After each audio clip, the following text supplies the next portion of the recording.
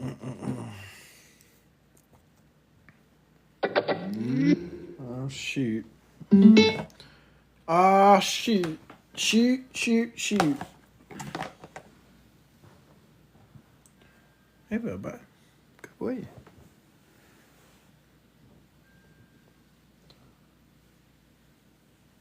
Oh, good boy. He likes back scratches. Good boy.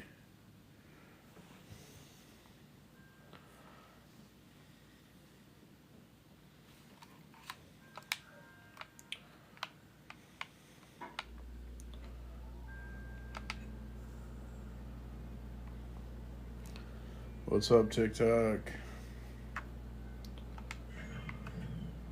Oh, wow, I missed.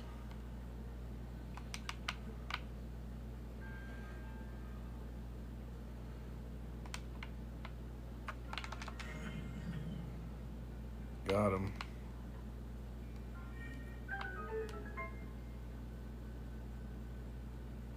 The fuck?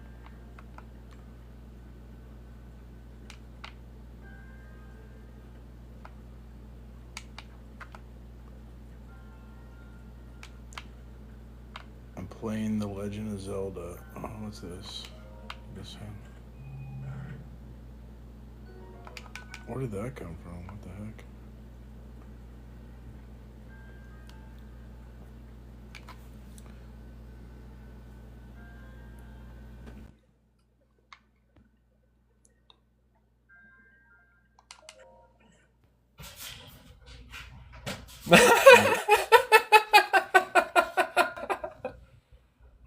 Oh god, he let me up.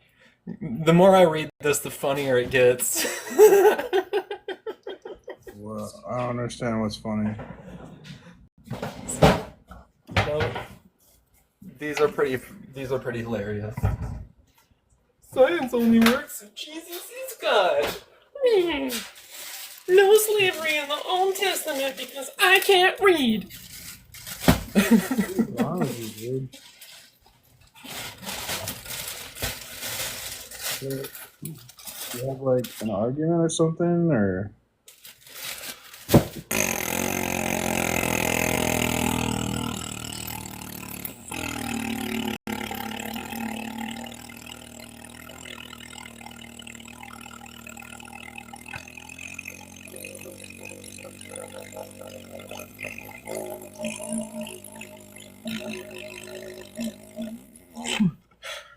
So what's your relationship? No slavery in the Old Testament because I can't read. So what's your relationship like with your father? Seriously, go read the Old Testament. Go read it. Go read it right now. Do you get along with your father? It has instructions for how to own slaves. No. There are detailed instructions in the Old Testament about what to do with your slaves. You tell me there's no slavery in the Old Testament. Like, do you think the rest of us can't read? Do you think we haven't read the Bible? Because I have. I grew up in that MAGA bullshit that you think I didn't grow up in. Did you read the King James version? The word slave isn't in that. I've read a bunch of versions, man. Why the word slave isn't in the King James Bible? Absolutely no theologian agrees with you. None of them.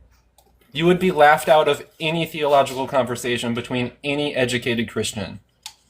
Well, historian Tom Holland said the whole idea that slavery is wrong.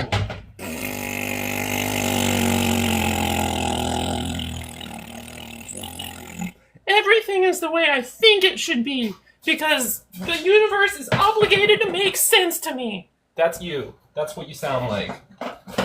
If it can't be explained to you, it must be wrong, because it has to be understood by you to be correct, right? It's infuriating. Well, I'm an evidence-based person. Nothing in the world is obligated to make sense to you. Get on board, get on our freaking level, and join reality. What the hell is wrong with you? You get along with your mother? Stick to observable, detailed facts and data. Stick to what you're claiming things aren't in the Bible that are observably in the Bible. I don't even agree with you, and I know more about the Bible than you. What is going on over there, man? Were you like were your parents rich and you were like raised by a nanny or something? My parents are hardcore MAGA. I grew up extremely conservative and watching Fox News. Yes. See, this is mommy and daddy issues. That's what's going on. But you need to forgive your parents because no one's perfect and we all make. You don't need to sit there and tell me to forgive my abusers. That's a really fucked up thing to say, man. It's not Christ-like at all. I knew it. It's See? not love. It's not Christ-like. You don't represent any version of Christianity that's actually in the Bible at all. To have a relationship with your heavenly Father. Nope. You have to And you know what's hilarious to me? 2 Timothy 3:16 says all scripture is God-breathed and profitable for reproof, correction, and training in righteousness. And when that scripture was written, there was no canonized Bible. There was no actual Bible. So he was talking about all scriptures. Scriptures you ignore. You don't read them. Because somebody decided that you shouldn't. Even though the Bible explicitly tells you to. You don't read the Bible. You don't know what's in there. You know what your freaking church says. You know what appeases your friends. You know how to get clout with the guys you drink with. You don't actually believe anything the Bible fucking says. I love Jesus. Excuse me. Well, thanks for coming. See, Wait, what did he say? What was his argument about the Bible not being canonized? I think he just hates his parents. Oh, okay. Well, I was just trying to go in there to see what he was talking about because the Bible is definitely canonized and it is scripture. So I just wanted to say that. God bless you. All right, God bless, man. I think he was saying that there's like scriptures Jesus was referring to that are not included in the Bible. I'm not an expert on the Bible though, or ancient texts, so I know that the Bible has withstood thousands of years of academic scrutiny. There's a bunch of people that have been trying to say, a bunch of edgy people that hate their parents have been trying to say the Bible's false for thousands of years. So they have failed.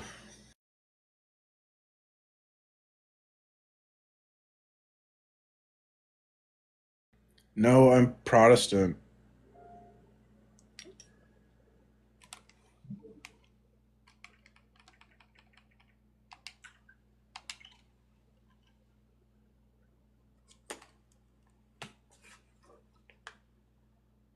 Yikes.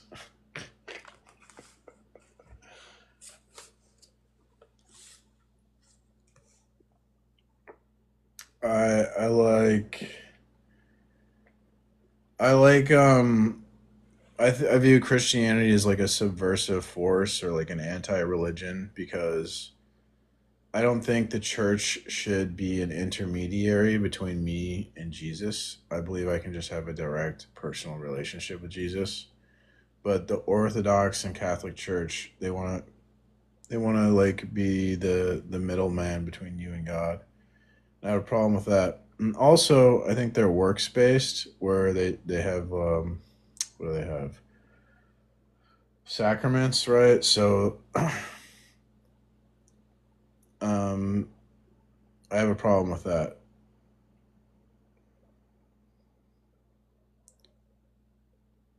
Because I think in Christianity again is an anti-religion because to me in Christianity there's no like a checklist of obligations that we have to do to be a Christian. That Christianity is about a change of inner being and a change in the way you live your life because now you have a relationship with Jesus. So it has nothing to do with any obligations or like a checklist. That's like a religious thing.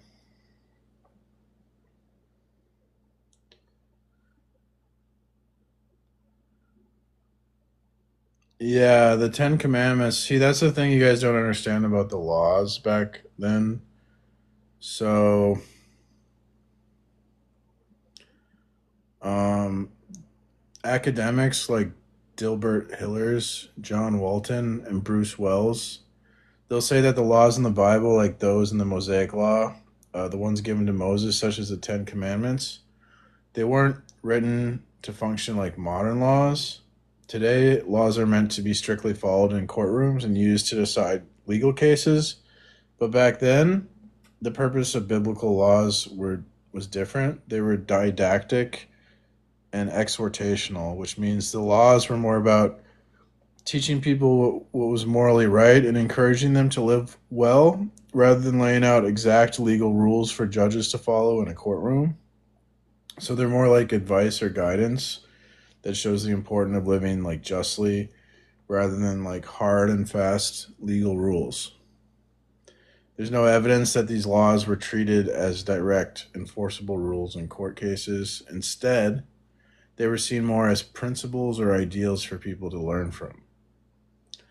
So John Walton says these laws were like guidelines to wise decision making for judges or leaders. They weren't strict instructions to be followed word for word.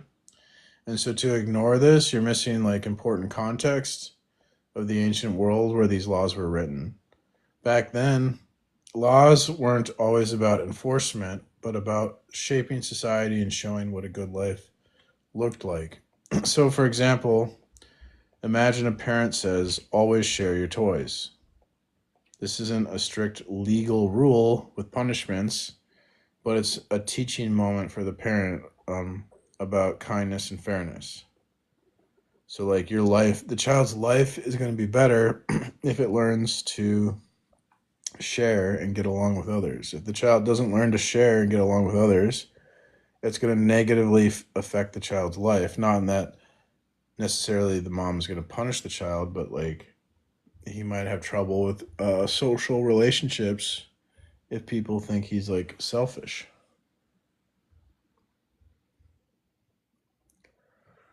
Oh, I forgot it's still on therapy time. Yeah, some guy came on here and was like acting like a child and saying how he hates his parents and that God doesn't exist. You know, typical atheism.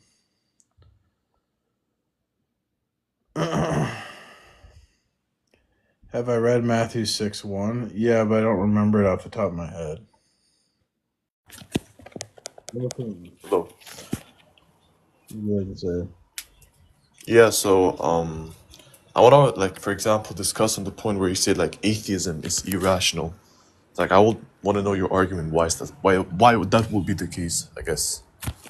Well, I'd say like premise one, for a position to be rational, the position needs like an argument to support it. Premise two, atheism has no argument to support it. Conclusion, atheism is irrational. So your premise one is it needs an argument to support it, yeah? Why would Yeah, argument be the access to support a specific thing, yeah? Like you don't need, for example, when you state a fact, is it based upon an argument? yeah. No, it's not. What's the argument behind a fact? If I state like water is made from like let's say A H2O, fact, what's the argument in that? a fact will require an argument to give it context and meaning. Not really. Like you, when Yes. for example, no, one sec. So for example, if you provide like a sense of evidence, that isn't really basing it off an argument. Like for example, if I say that water is, like for example, composed of H2O, which is hydrogen and oxygen, and I say, for example, I give certain evidences that isn't based upon an argument. So for you to say that, oh, arguments, if there's no argument that's backing up, thus it's irrational, I don't think that's specifically the case because you're niching it to a specific thing. What you just said doesn't make any sense. If you're going to claim that water is two hydrogen molecules and one oxygen Okay. molecule, you're going to have an argument to support that. No, wait, one sec. I gave you I gave you an ultimatum. I said, for example, if I say water is composed of H2O, which is hydrogen and oxygen, and then I don't need to, for example, give an argument. I can present you a source of evidence that isn't really, for example, given an argument to argue something. No Require argument. Okay, what is an argument? What is an argument? an argument is a set of premises with a conclusion. A set of premises with a what? Conclusion? Yeah, so a set of premises with a conclusion, right? Uh-huh. So if I, for example, say water is H2O, and I give you, like, for example, an evidence, right? Is there like set of premises, or just like, for example, set of just a statement that is provided with like an, I guess you could say a source or an evidence? It's not more of like an It argument. requires an argument for context.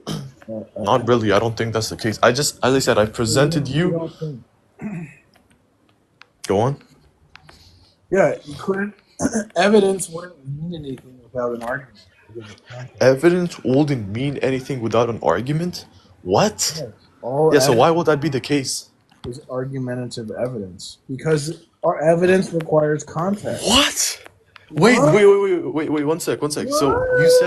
you said argument, first of all, you said argument is like a set of premises which leads to a conclusion. I said, okay, let's for example apply this definition in the case that I presented where I said like let's say if I say water is composed of H2O, which is two hydrogen and one oxygen, and then I just give you one evidence, that's not really an argument. That doesn't set with the definition you just gave.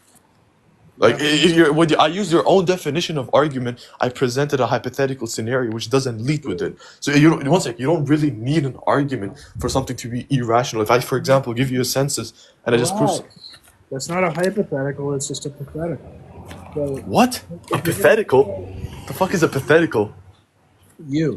if you're gonna say like This guy. water is Okay. H2O, you're gonna have to say like there has to be an argument. Like if What? Okay, what is the argument that's when I say H2O? Okay, when I say water is H2O, and then for example I give you evidence, right? What is the argument in that? Please give me any argument from that.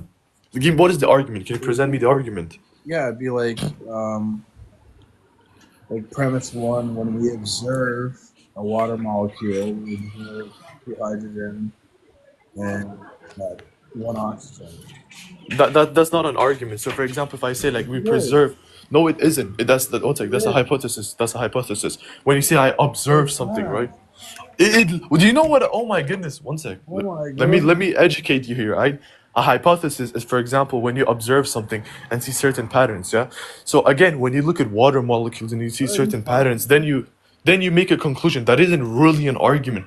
As you said, an argument is a set of premises that led to a specific conclusion, right? Again, one sec, I don't really agree with this because I don't think that's the base definition of an argument.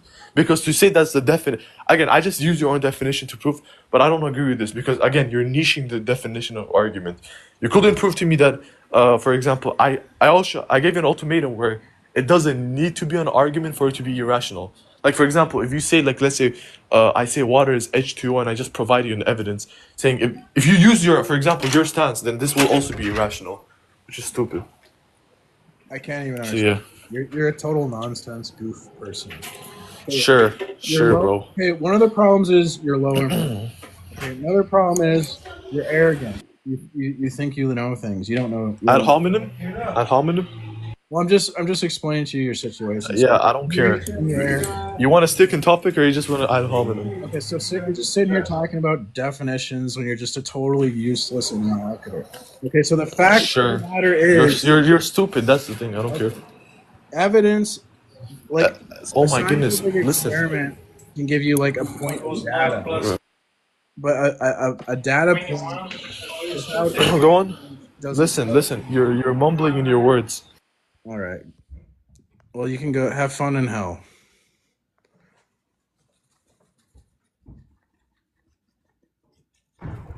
Welcome, Haiku. Hey, Precept. What's up? He did not. He did not allow you to speak. No, he didn't. That's wild. He didn't know what he's talking about. Shocker. The Tao Te Ching says like ignorant people are the loudest, and like people who know are quiet. Yeah, I tried to speak earlier, and I wasn't trying to disagree with Dawkins. I just wanted to ask him a question on his view. Yeah. And I was willing to use whatever definition he had. Like if he was like, I define it this way, then I'll say yes or no based on that. I just didn't want to. I didn't want to say yes and it not portray accurately what I mean by it. You know? Yeah, but like to say you're an agnostic theist is like a goofy thing to say. And Garth is a no nonsense person. He doesn't have any patience and stuff like that. Yeah. I mean, I understand. I have a belief, but I don't believe I have 100% certainty. And for me to say the word no, I would have, when I say that word, I mean 100% certainty. So if he doesn't mean 100% certainty, then I could say yes and agree with him. But you don't say It doesn't matter about your certainty. That's kind of irrelevant. Well, and I'm okay with that. Like I'll use that.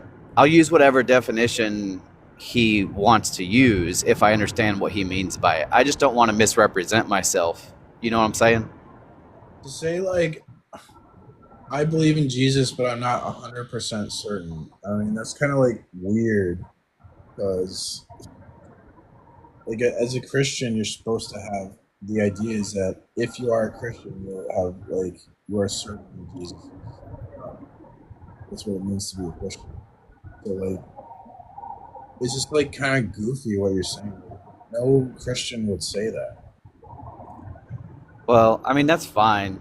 Um, like I had an experience, but my uncertainty comes from not knowing if I can trust my own experience. You know, If or rather, to what degree? you have to be able to trust our that we can learn from our experience. If you deny that, then you couldn't know anything. You'd agree there are people who shouldn't trust their senses or experience, rather, right? Well, there's people with mental problems, yeah. And so, because of that, while I'm 99% certain that I don't have one, like, how would I know if I did? Jesus is obviously true. Like, there's more than enough evidence to believe Jesus. There couldn't be more evidence for Jesus. The But we take in that evidence through our own lens, our own perspective, our senses. Like you read through with your eyeballs, you know. Yeah, And that's so, if I had a mental illness and didn't know it because my experience is flawed, like how would I be able to know that? you can't. You have to depend on your experience to know things. There's no other way. So it's like a contradiction to deny your experience. But you agreed there are people who shouldn't depend on theirs. Even someone who's like a schizophrenic, they have to rely on their experience to know things. It's just that they have experiences that aren't real as a result of like some mental illness. Yeah. And so I guess that's why I don't have the 100% certainty is I would never know if I had some sort of schizophrenia. I wouldn't be able to know that from an internal sense. No, So because it could be that my brain is faulty, therefore I wouldn't say I have 100% certainty, but as far as I can tell, like you said, as far as I can tell based on everything I've experienced, I would say yes, right?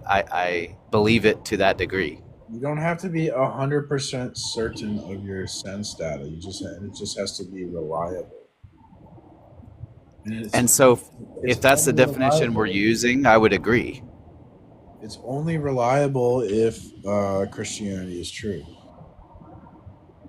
If Christianity is false, there's no reason to think your sense data is reliable.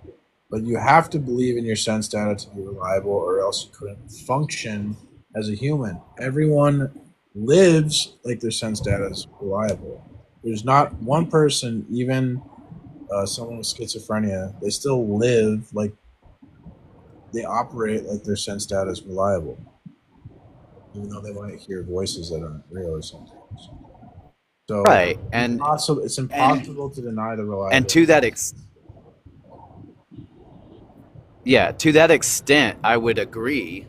And that I guess that's where I was trying to get Dawkins to was to say, look, I agree with you to that extent. To the degree that I can trust my own senses, yes. But we couldn't get there because I think he thought maybe I was a troll or that I wasn't being honest with him.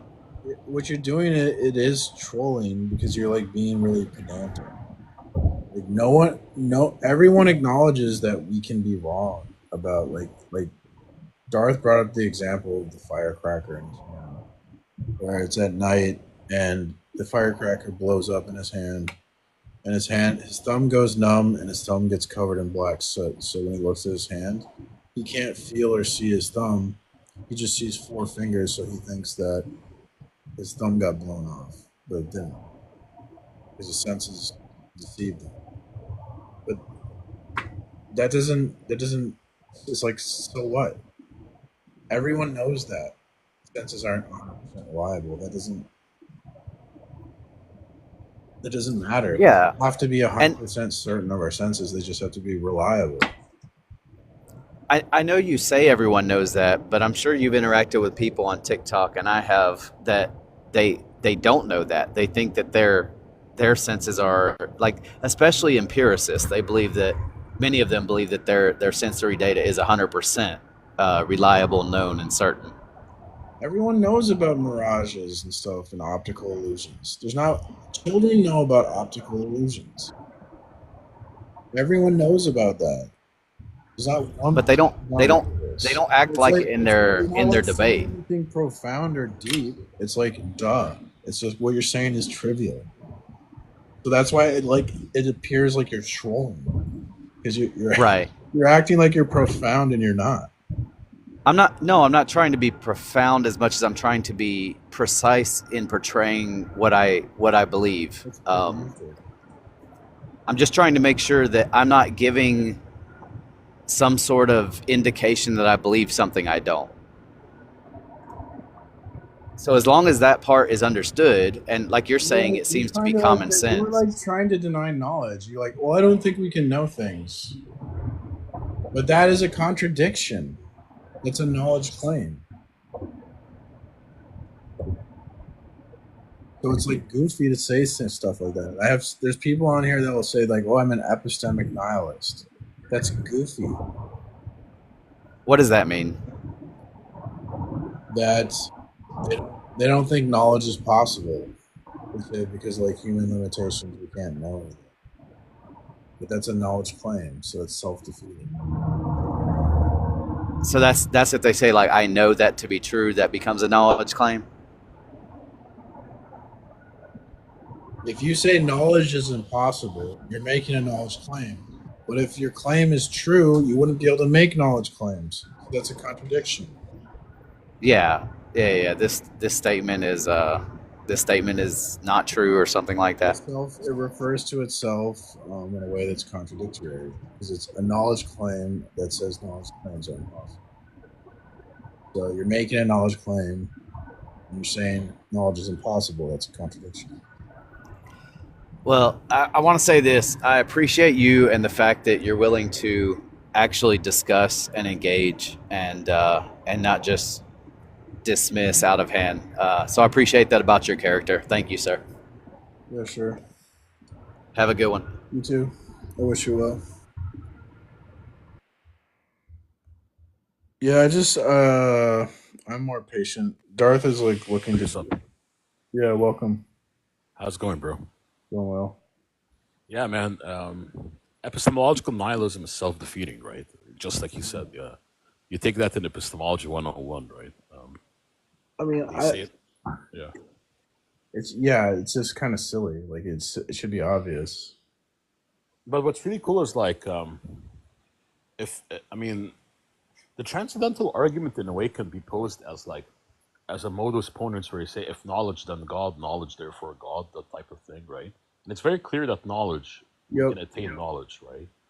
But the only way we can do that is through God, believing that God exists, um, and adopting that worldview, the God worldview.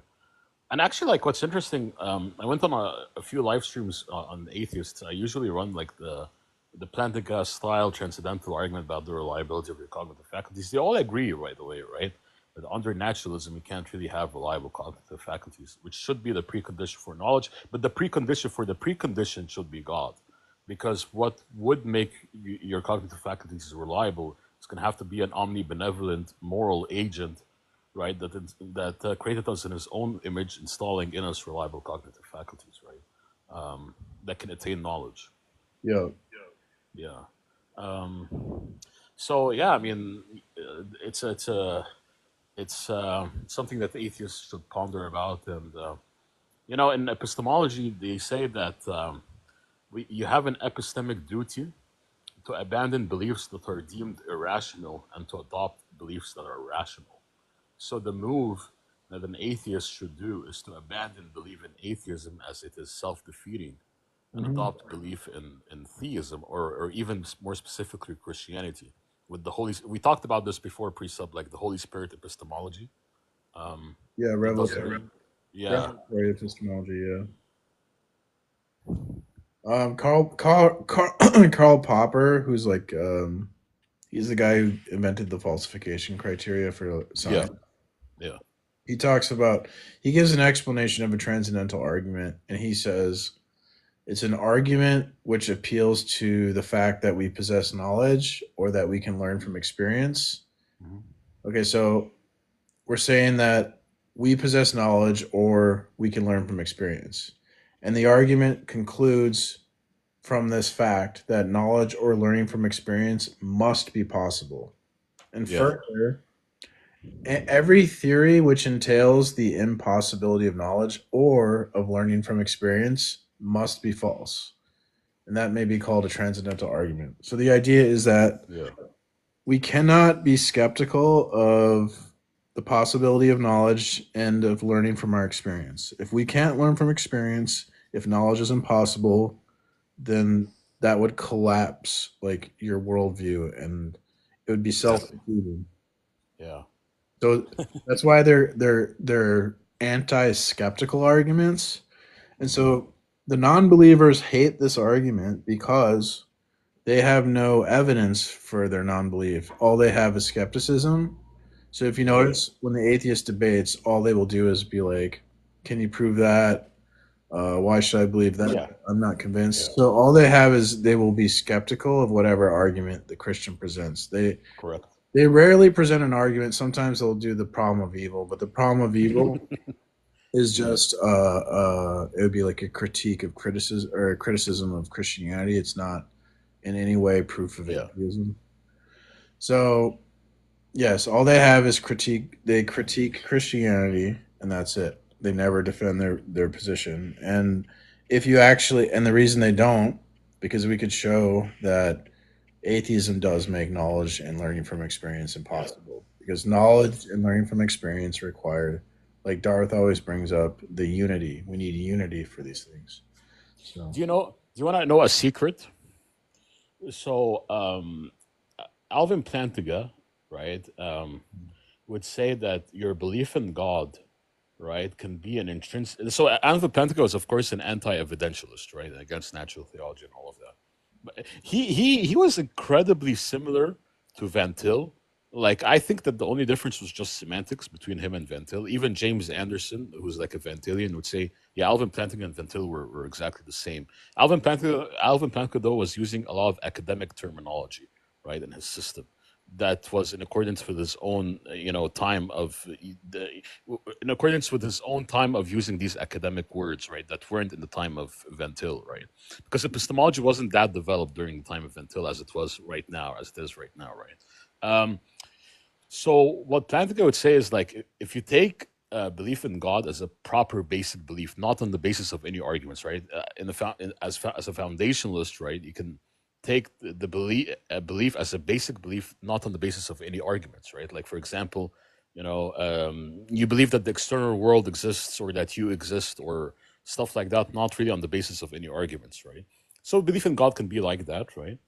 But here's the interesting part. Plantinga would say that this belief can have an intrinsic defeater, intrinsic defeater. You know what a defeater is, Presup? uh no, but that's where Van Til would differ. He wouldn't say God's like a properly basic belief, I don't think. Yeah, yeah, yeah. I know, but a defeater, right? Is when you so you know how you can have a defeater for a belief. A defeater would be the defeater for your belief, right? So let's say you I thought the analogy would be like, let's say I go to a farm, right? And I look at a sheep, and I believe that this is a sheep that I'm looking at, right? I go meet the farm owner. He tells me, no, this is my dog that looks like a sheep. So now I have a defeater for my belief that this was a sheep, right? But then I go meet the wife of the farm owner, and she tells me, oh, no, this farm owner has Alzheimer's, right? No, this is really a sheep and not a dog, right? Now I have a defeater for the defeater for my belief that this was a sheep, and I would regain credulity for believing that this was a sheep. Do you sort of understand that precept? What a defeater is? Yes. Yeah. Yes. So belief in God, right, or presupposing God, can be a defeater for any attempt that the atheist can bring forth against the existence of God. So, for example, let's say they bring like the problem of evil, for example, right? Of course, there are like responses we can respond to, like the free will defense and all of that stuff, right?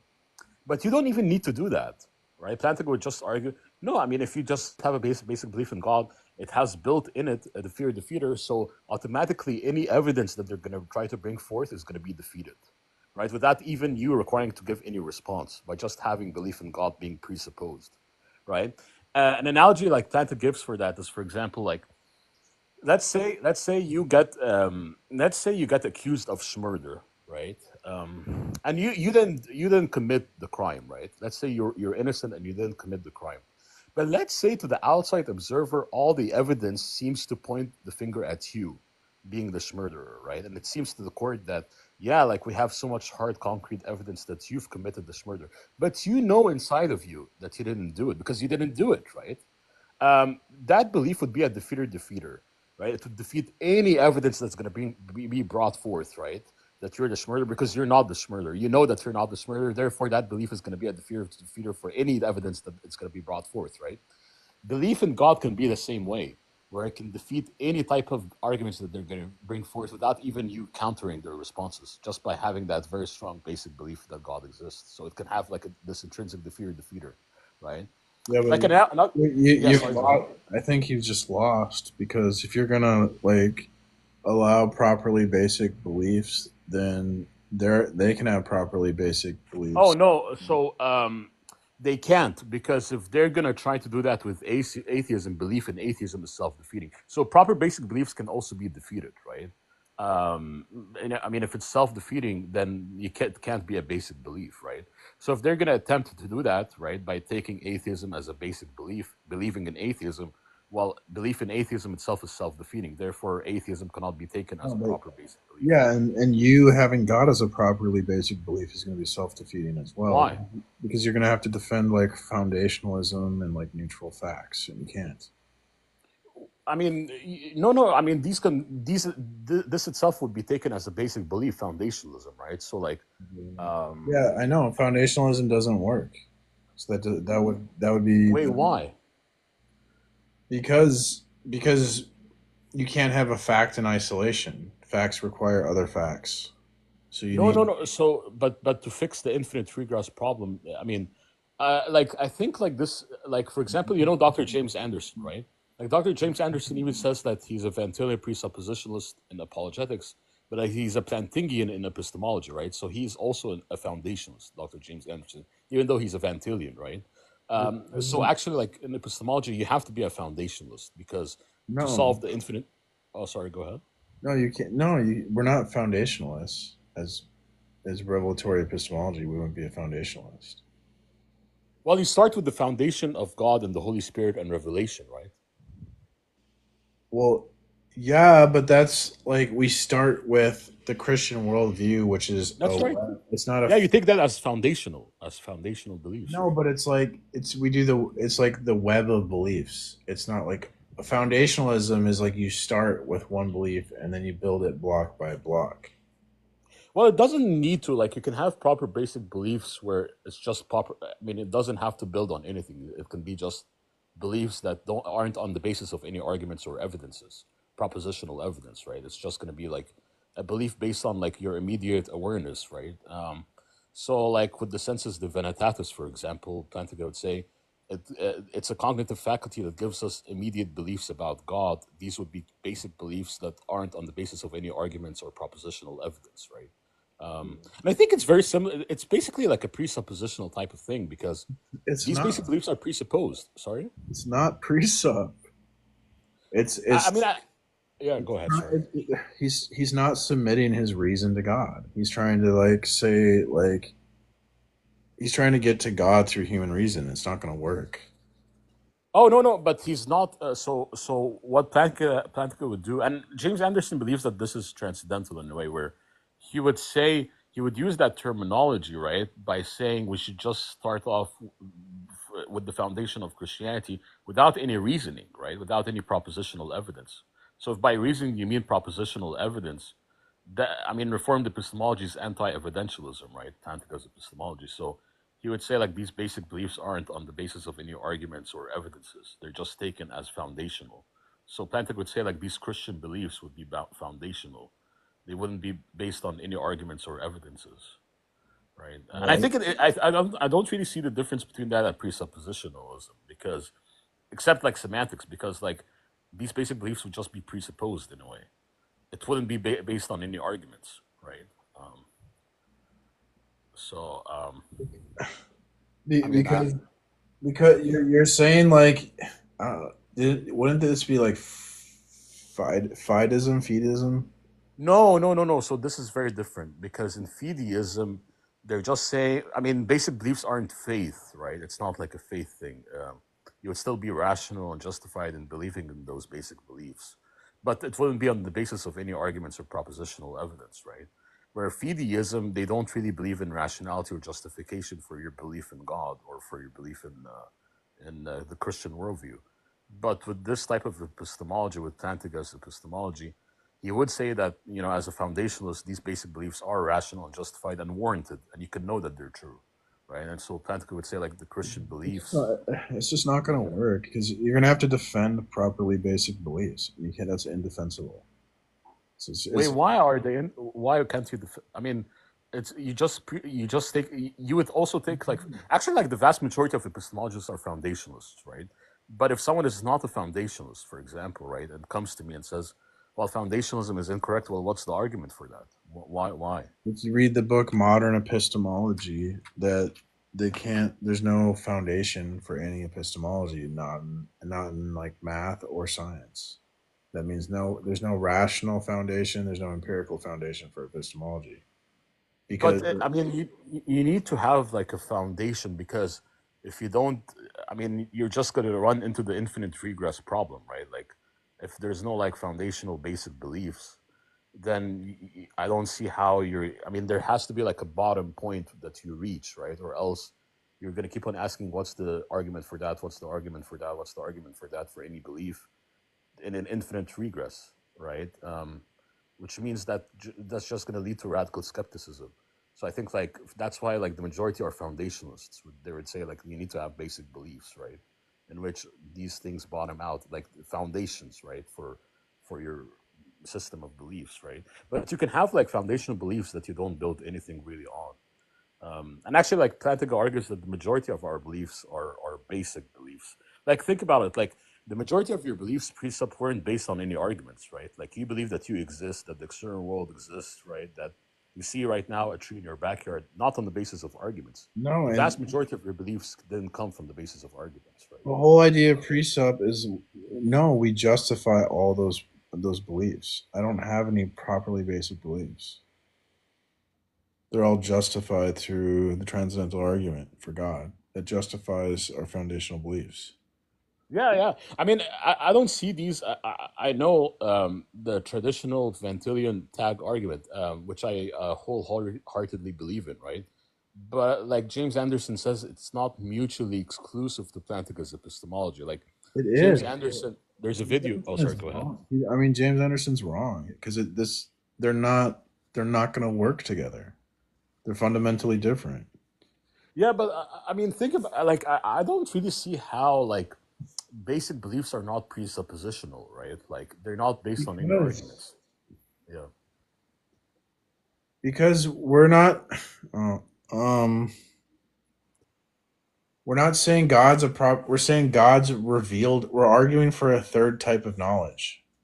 We're saying that you must accept God's revelation. If you deny God's revelation, then you will have no foundation.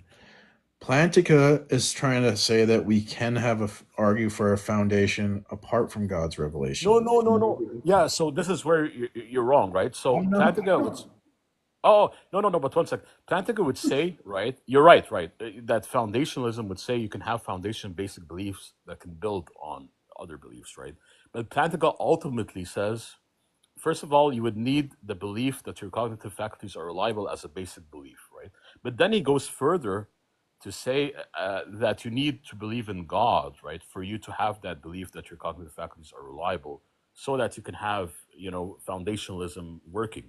So Plantinga would say like foundationalism can only work if you have belief in God as being a proper basic belief, right? So if the atheist or any other worldview attempts to take their beliefs as properly basic, they're going to be in a self-defeating position, because with atheism, if you take atheism as a proper basic belief, that atheism itself is self-defeating, right? Because you wouldn't have reliable cognitive Always, faculties. dude, you're not getting this. What Plantica is presenting is self-defeating. It doesn't solve the worldview issues. It's on the same level as atheism. It's not in a better position.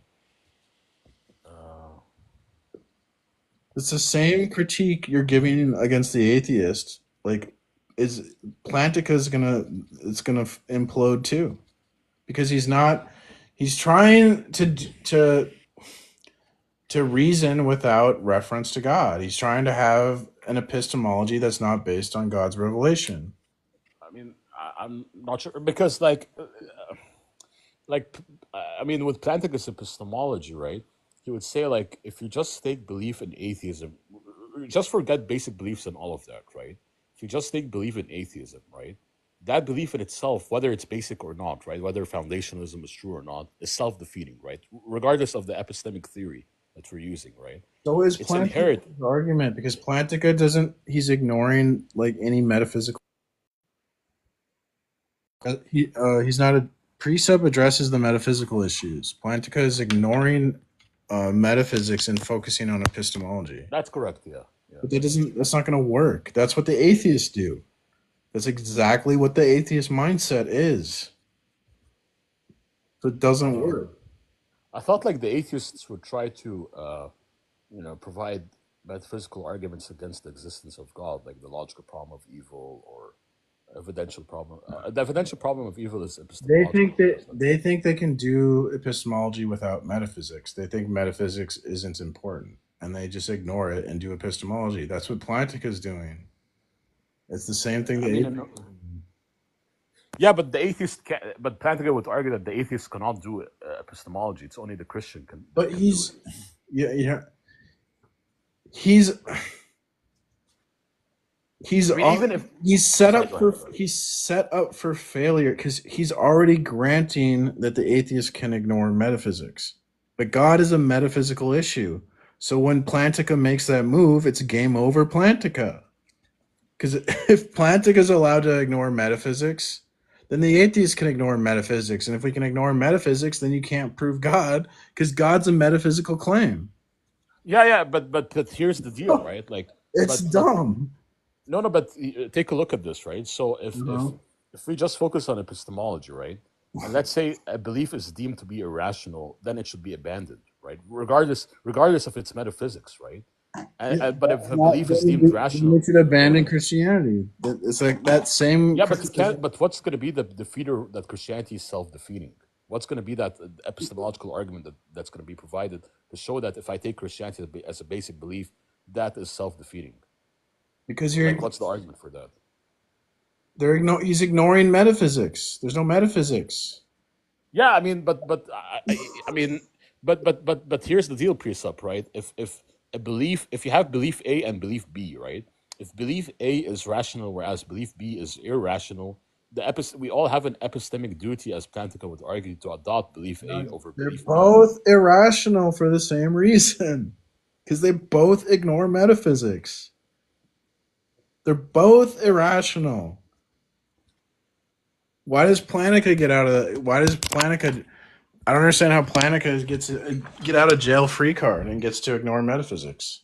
Well, I mean, if something is epistemically possible, it would be like metaphysically possible. So I don't see, but What? like atheism would be epistemically impossible. There is no epistemology. He doesn't. His epistemology. So for epistemology to function, look. If there's a reciprocal relationship between ontology and epistemology. You can't have an epistemology without an ontology, and vice versa. Yeah, that's what I'm saying. So if something is epistemically possible, then it would be metaphysically possible, right? But if something is epistemically impossible, like atheism, it would be metaphysically impossible, right? You So can't argue for an epistemology unless you include ontology and ethics. He's not including ontology and ethics. He's just trying to isolate epistemology and argue for an yeah, so epistemology. why can't you do that? Like, Because why it can't you do doesn't that? work. Because Why? epistemology is Oh, sorry, you were paused. yeah, my low on battery. Because epistemology has a reciprocal relationship with ethics and ontology. You can't separate them and argue for it. Yeah, I mean, I agree with you, but we can zone in on one of these modes of philosophy, right? When making a certain argument without, I mean, yeah, everything is connected, right? I mean, everyone No, it would won't. grant that. No, but But he's trying to. His argument is trying to disconnect epistemology from ontology and ethics, and you can't. That's why it yeah, won't work. but precept, if something, I mean, so you're saying like I can't provide like an epistemological argument for a certain belief to deem it as irrational, like Yeah, Planeka's argument fails. It doesn't work. It doesn't prove anything. It grants the atheist too much. I mean, it shows that atheism is self-defeating, right? So I mean, No, you have to presup because if you can have a properly basic belief, if you're allowed to make that move, then the atheist can make that move. they can't because belief in atheism, it's inherent that the belief in atheism is self-defeating. Because if you believe in atheism, you wouldn't have reliable cognitive faculties as an objective fact. And if you don't have reliable cognitive They're a faculties, properly basic belief. yeah, but properly basic beliefs can be defeated, right? And so belief in due to the belief in naturalism itself being self-defeated, if they take it as a basic belief, that itself would also be self-defeating, right? Because belief in atheism itself is self-defeating because you don't, under that worldview, if we presuppose it, you don't have reliable cognitive faculties. Therefore, the belief in atheism would be self-defeating, and thus it cannot be taken as a basic belief. Yeah, but why not? Why can't if you're allowed to say God's a properly basic belief, why can't I say my senses are properly basic belief? Because your senses are derived from your cognitive faculties, and if we have a defeater that your cognitive faculties is not reliable, therefore we'd have a defeater for all your beliefs, I including the can belief say in my atheism. cognitive I can just say all this stuff is properly basic beliefs. Yeah, I mean you can, but you have to remember that if I provide an epistemological argument against you taking something as a proper basic belief, and I provide a defeater for it, then it cannot be taken as a proper basic belief anymore. Fuck. But I Yeah, don't so if someone, for example, takes like that their reliable cognitive faculties is a proper basic belief, right? Let's say, for example, then they take this thought analogy is very famous in epistemology, by the way. Let's say then they take like a psychedelic drug, right? That renders their cognitive faculties unreliable. Then they would have a defeater for their proper basic belief in regards to their cognitive faculties being reliable, right? And so you can even if you take something as a proper basic belief, it can still be defeated. And so if when the atheist does that move of taking atheism as a proper basic belief, due to atheism itself, that worldview being self-defeated, they can that proper basic belief called atheism would be self-defeated. Therefore, they can't take atheism as a proper basic belief because it can proper basic beliefs can be defeated. Do you agree with that precept? I just like precept's a better argument, so why do this dumb argument? I don't get it.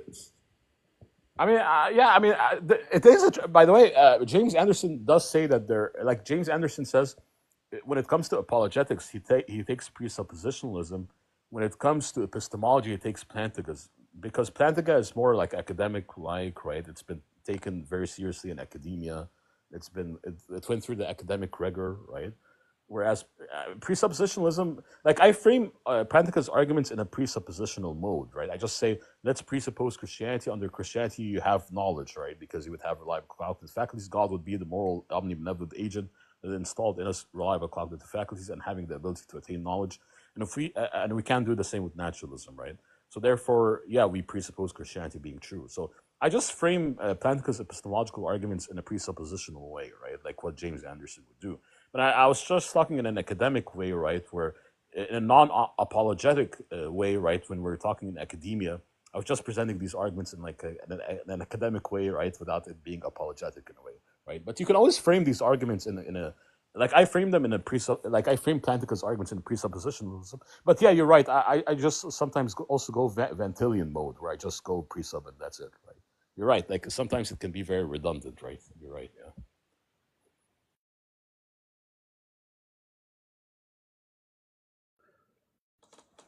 Yeah, I don't see what's Like Jack, you know Jack Angstreich, right? yeah.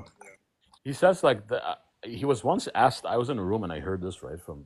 He was asked by a Christian, "What do you think is like the strong? If you were a theist, what would be like the strongest, argument for theism?" Even though I'm not an evidentialist, right?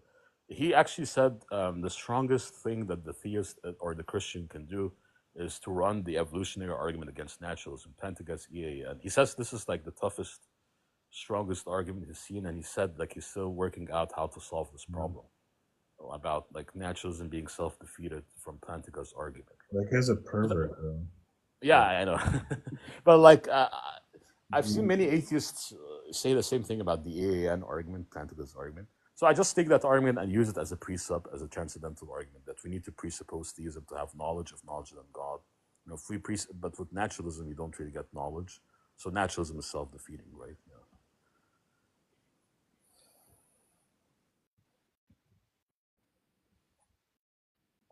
This is so stupid. He's saying Yeah, that Jack indicated that. Yeah. Oh, sorry, go ahead. Plantinga is saying that like some beliefs are rational and justified without needing to be supported by evidence or arguments. It's ridiculous. Yes. That's ridiculous. Wait, why? Because Don't you believe? that's what the atheists say. No, but yeah, but then Plantinga goes further to say, right, that for foundationalism itself to work, you need to believe that you need to take God as a proper basic belief. And if the atheist doesn't do that, then their foundationalism fails, and they end up in it. And so, for Plantinga would argue that for foundationalism, Plantinga fails. So who fucking cares? Do you not get this? Plantinga is a failure. He fails. His epistemology is broken. There's no foundation. It's a joke. I mean, this is stupid. This is so stupid. Self-evident beliefs, 2 + 2 = 4.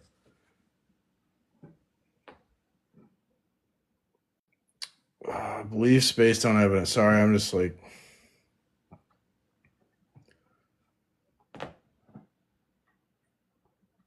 I can't. What the fuck? I can't.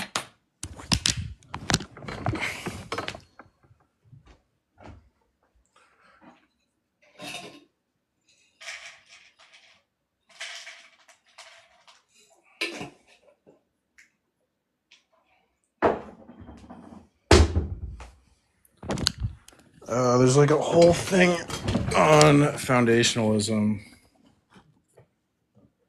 He's critiquing class. It doesn't really rely on foundationalism as arguments. It can be adapted to any non-skeptical epistemic theory, right? Not necessarily only foundationalism. So even like if you want to, if someone is a phenomenal conservative, right? I mean, then you would have an intuition for the belief in God, justifying the belief in God, right, without any arguments.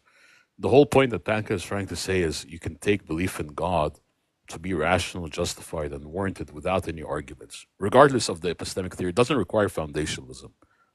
Like Andrew Moon, who does a lot of work on Plantinga, says that his reformed epistemology can work under any epistemic theory, not necessarily foundationalism. But there are no coherent do you not understand this, dude? There's no coherent epistemology. They don't exist. So it doesn't work. You don't get this. There's no coherent epistemology.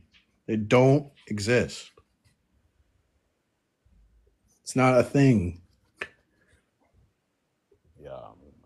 So, and he's saying that belief in God doesn't require evidence. In precept, we say all evidence, God's necessary for evidence. Just Yeah, like, but do you believe in, so under your way of thinking, do you believe in God? Do you have a belief in God? yeah, Yeah, what is it that's, but you would say that that's not support. You would say that that's not supported by arguments, right?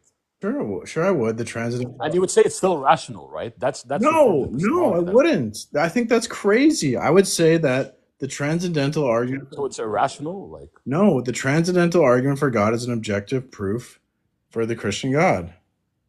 So my belief is Exactly. So the way you would prove it is to say that if you take God as a belief without any evidence or arguments, because you're not an evidentialist, you can know that it's true because it doesn't result in any self defeat, right?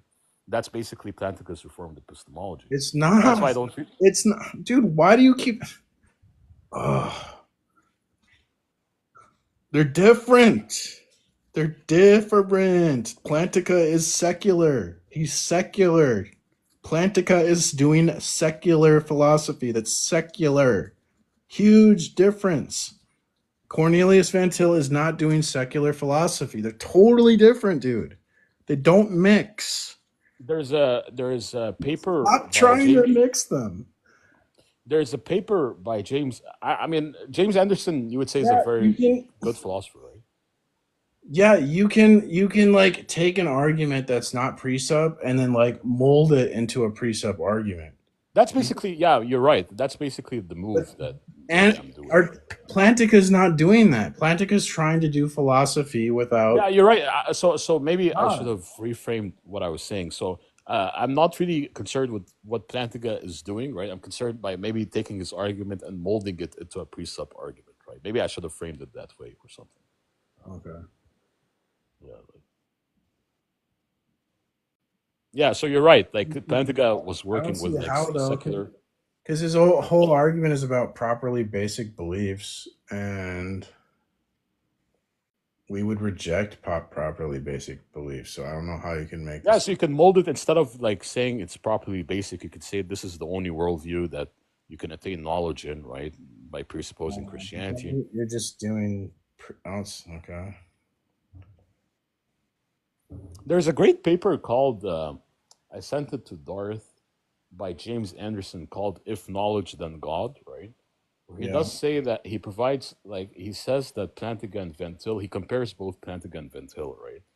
And he says that Plantinga had three transcendental arguments, Ventil had four.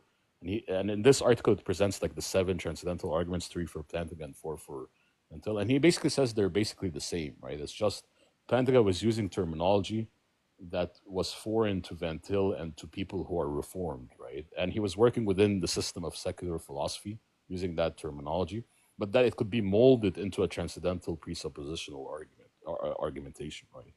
Um, Okay. Well, I don't know. Because in the end of the day, the transcendental argument says, if knowledge then God, knowledge therefore God.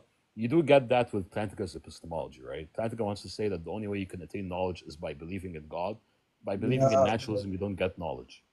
Yeah, but it's important in precept that that's like the short version of it. Because so the idea is that we're arguing for the entire worldview. We're not just arguing for like an epistemology. It also includes all like ontology and ethics. So the whole worldview is being argued for, but we can't talk about everything at once. So when we render the argument, we'll typically will you'll make it. Uh, we make the argument either about epistemology or ontology because you can only talk about like one thing at a time.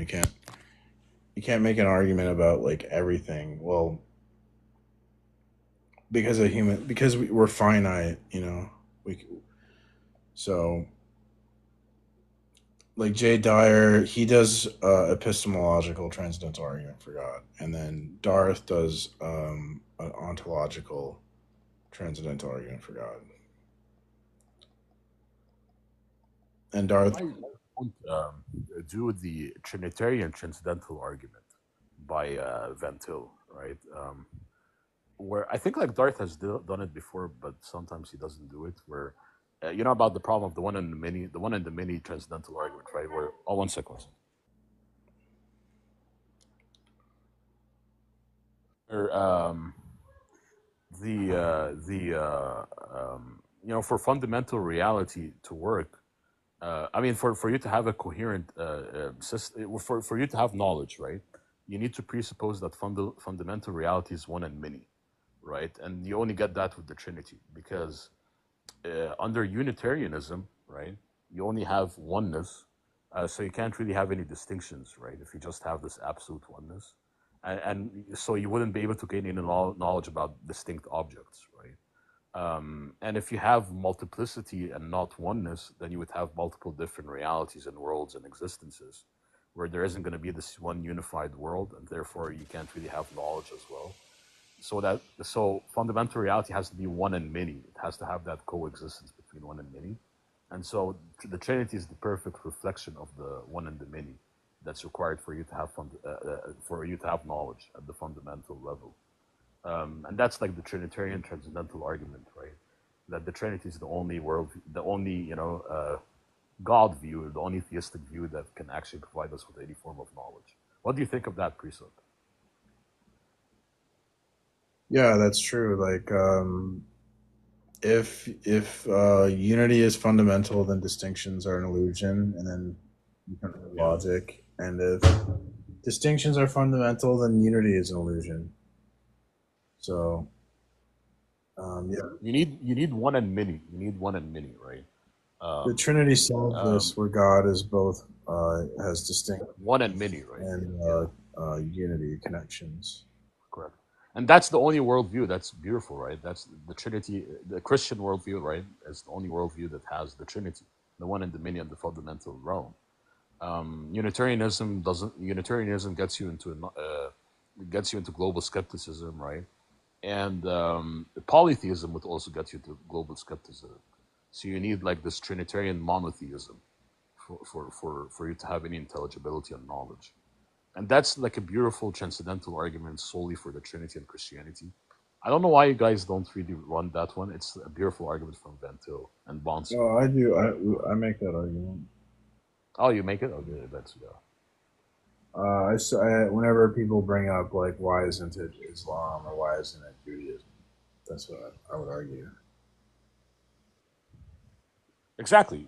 But actually, with Islam, it's also very interesting because I was talking to Darth about this, that Islam has like a catastrophic epistemology as well, right? Where Allah is a deceiver, right? And it says that in the Quran, the best of deceivers, Khair al-Makirin. Um, also, and so if Islam is true, we can never know that Islam is true, right? Because Allah can be deceiving us. So it has this catastrophic epistemology. So therefore, Islam would be like self-defeating in a way. Um, Well, yeah, but with sorry, Muhammad go ahead. Muhammad got like a bunch of stuff wrong in the Quran when he talks about like Of course, there's also like inconsistencies in the Quran, and also theological errors, like the Trinity being the Father, Mary, and yeah, and Jesus, he's according to the like Quran. Yeah, Jesus wasn't crucified and all of that. yeah, stuff like that. Yeah, Yeah, it's really whack. but you could show that Islam is self-defeating through also presuppositionalism. You can provide a transcendental argument against Well, Islam, yeah, for that's what example. you would do the Trinitarian argument that you Yeah, that's right. That would apply to everything, right? That's not Trinitarian. Yeah, and only Christians believe in a Trinitarian God. So which is amazing. Yeah, there's like like yeah. Go ahead. Sorry. there's like a other version of the Trinity, and gosh, is it like some weird? I think it's some sect of Islam maybe has a Trinity, but it's not the same. It's not comparable to the Christian Trinity, so it's not. Oh, okay. It's still Yeah, I unique. mean, yeah, it's like it seems like Christian. Yeah, like you know, it's funny that people keep attacking the doctrine of the Trinity, but it's actually that doctrine is the only doctrine that can actually give us any knowledge and intelligibility about the world, right? Yeah, the Funny enough. Muslims like to attack the Yeah, Trinity. That's their big apologetic. exactly. They say it's like a contradiction to have three in one or something like that. By the way, first of all, it's not a contradiction. I mean, there's really good solution, like relative identity and all of that. But also, you can always make an appeal to mystery. James Anderson wrote a whole book about that, positive Mysterianism and stuff like that. And also, it's epistemologically necessary for us to believe in the Trinity for us to have any form of knowledge, right? The transcendental art, yeah. So, Yeah. like, Muslims are very, yeah. Yeah, it's the Trinity. Darth will bring up too. It's like before creation, Allah couldn't actualize love, Yeah, where I know that argument. Yeah. yeah, God can actualize love prior to creation. So God has the perfect attribute set where Allah doesn't. Yeah. He has all the great making properties. Mhm.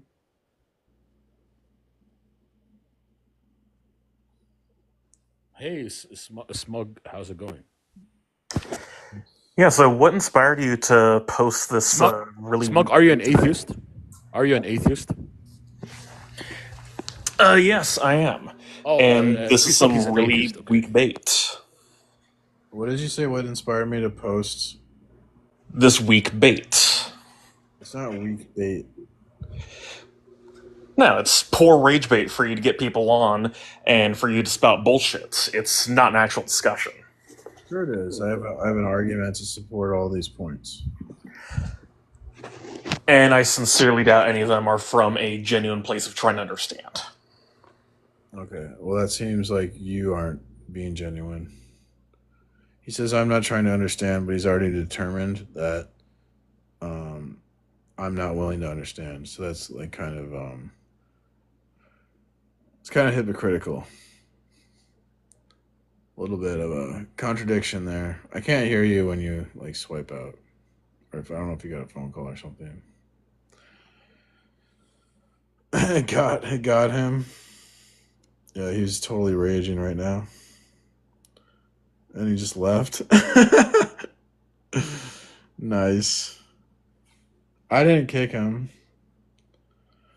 so what a wonderful guest. This is rage bait. Well, I can argue. I can make an argument for all this stuff. And then he just leaves.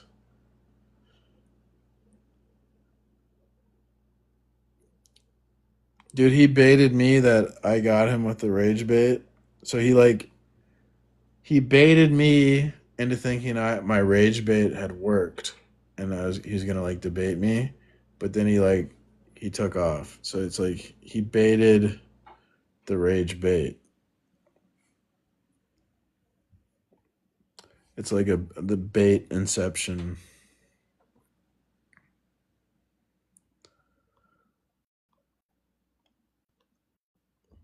Oh, I accidentally invited someone. Whoops.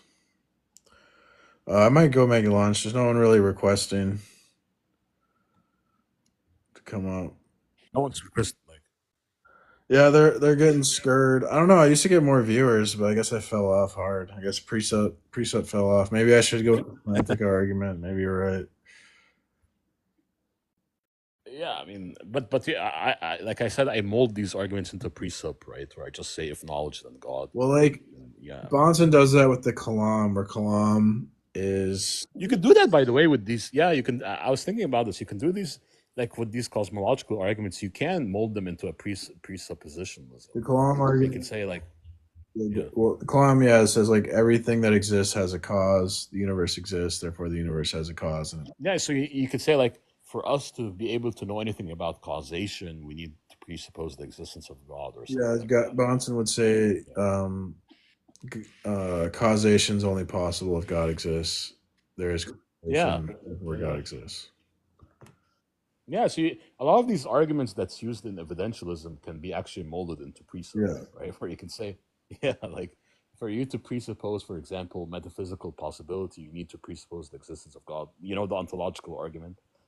For you to presuppose, for us to have knowledge about, like, for us to have knowledge about, you know, if causation exists, we need to presuppose God, right? For us to have knowledge about causation. So any of these arguments in evidentialism can actually be molded into precept. You have Very to just interesting. you just have to go one step more foundational. Yeah, Because exactly. God is like the most foundational, fundamental thing that would exist. If God is who he says he is, he's the most fundamental thing. So Yeah. we have to argue for God as like a fundamental belief, not as like a, I don't know, so a We normal everyday fact, I guess. exactly, yeah. But hey, Precept, I have to go, brother. God bless. I hope you have an amazing day, and Me too. hopefully we'll. Sorry if I got a little angry there.